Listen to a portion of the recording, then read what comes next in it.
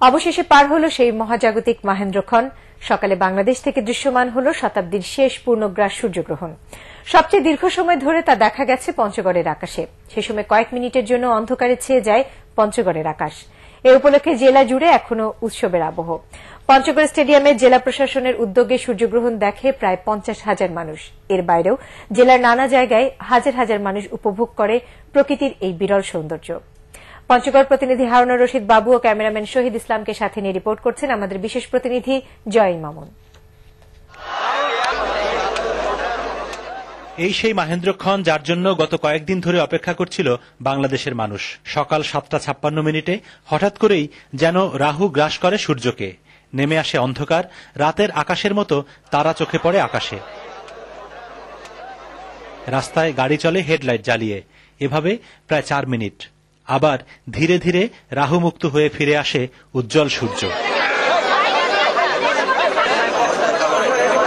দেশের সবচেয়ে উত্তরের জেলা পঞ্চগড়ের আকাশে বুধবার সকালে পূর্ণগ্রাস সূর্যগ্রহণ দেখা যাবে।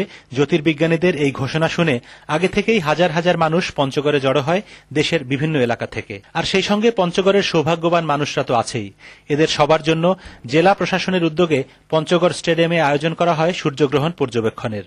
গ্রহণকালে সূর্য যখন পুরোটা ঢেকে যায় চাঁদের ছায়ায়, সোল্লাসে চিৎকার করে ওঠে স্টেডিয়ামে সমবেত প্রায় 1.5 লাখ মানুষ।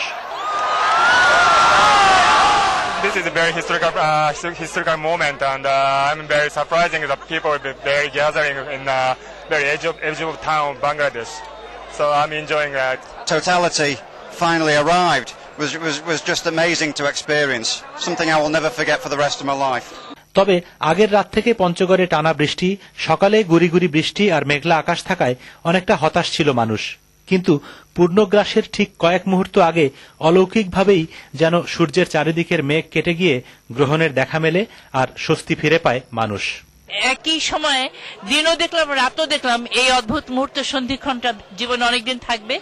কাজেই স্বাভাবিকভাবে যখন এটা হয়েছে তখন আপনারা দেখেছেন যে জনগণ কিভাবে এতে তারা রিফ্লেক্ট করেছে, তারা কি মানে উল্লাসে ফেটে পড়েছে। এবং সেই সময় যেটা সবচেয়ে আশ্চর্য লেগেছে যে আকাশে তারা এবং গ্রহদের দেখা গেছে।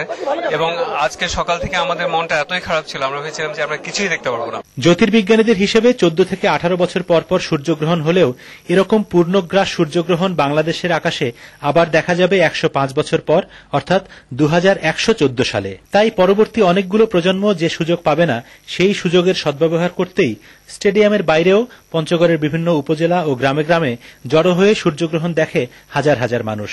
আর এই ঘটনার মধ্য দিয়ে বাংলাদেশের অবহেলিত জেলা পঞ্চগড় বিশ্বজুড়ে নতুন পরিচয়ে পরিচিতি পেল।